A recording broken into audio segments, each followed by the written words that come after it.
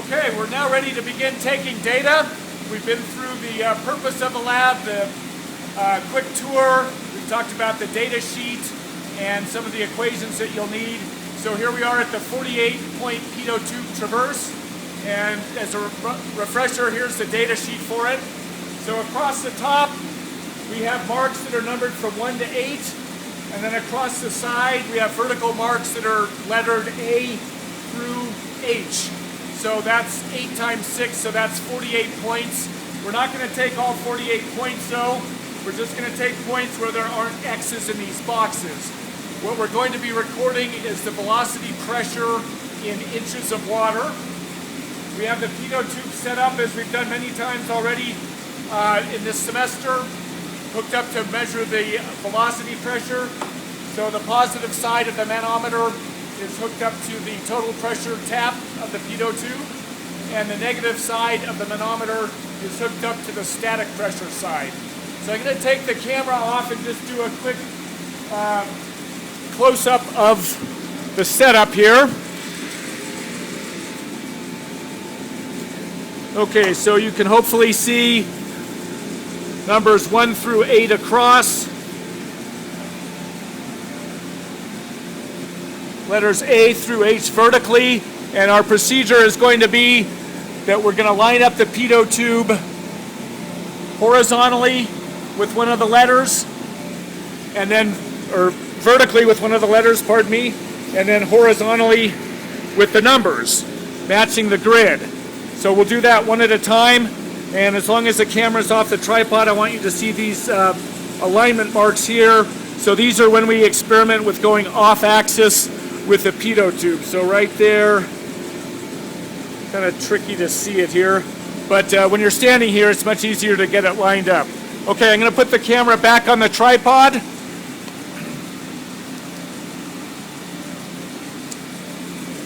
And luckily I still have this handy clipboard here.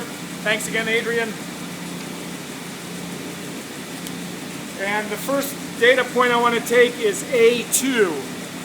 So I'm going to line up the Pitot tube with the letter A on the vertical axis and the number 2 on the horizontal axis. Okay?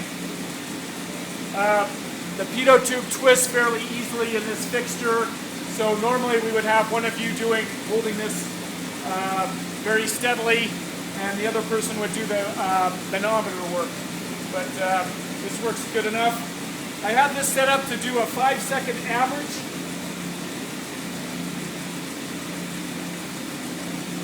We haven't used this function yet in the labs because most of the data that we've taken already either doesn't bounce around a lot, or we wanted to see the instantaneous pressure reading. Because of the centrifugal blower for this wind tunnel, this bounces around a lot. So we do an average, and my number is 0.781 inches of water pressure. So I write that down here in the spot for A2. I see that A3 is X'd out, so now I'm going to move over to A4. I will repeat that. Okay. Taking care to look directly on, make sure everything is lined up as perfectly as I can, and start the averaging function. Okay, so for A4, the pressure is 0.887 inches of water. So I write that down, and then I would complete the grid, again, filling in data just where there isn't an X here. Then below that, I've got 4 additional readings. I'm going to take the center line velocity pressure straight on, then I'm going to rotate the Pitot tube to 10, 20, and 30 degrees and write those numbers down. I'm just going to go ahead and take the center line velocity pressure. Okay.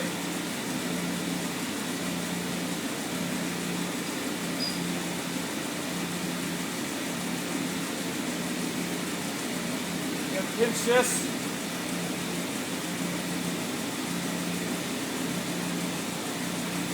And the number that I get is 1.151 inches of water pressure. So 1.151 Okay, that goes here.